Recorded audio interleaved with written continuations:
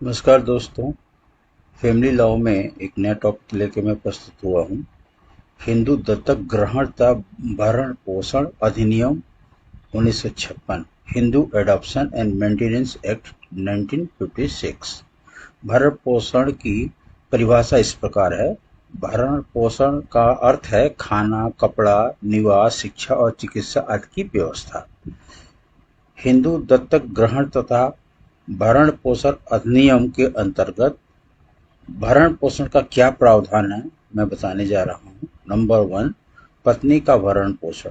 हिंदू पत्नी को आजीवन अपने पति से भरण पोषण पाने का अधिकार है, चाहे विवाह अधिनियम के लागू होने से पहले हुआ हो या बाद में।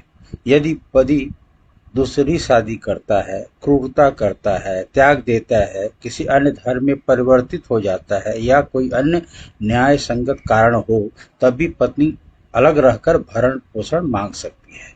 दूसरा, बच्चों एवं अशक्त या वृद्ध माता पिता का भरण पोषण करना।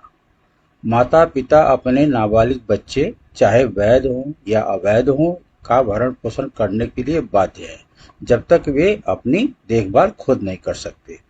अशक्त या वृद्ध माता पिता अथवा अविवाहित पुत्री भी भरण पोषण की मांग कर सकती है।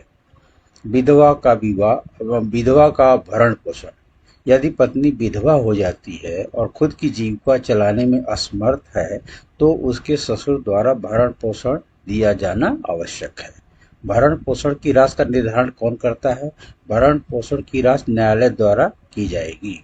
न्यायालय भरण पोषण की राशि तय करते समय पक्षकारों की स्थिति, उनकी आवश्यकताएं, संपत्ति, आय, कर्ज आदि का ध्यान रख करके करता है। संक्षेप में यह कह सकते हैं कि यह अधिनियम हिंदू पत्नी, बच्चों, वृद्ध या अशक्त माता पिता और अन्य आश्रितों को भरण पोषण प्राप्त करने का अधिकार देता है।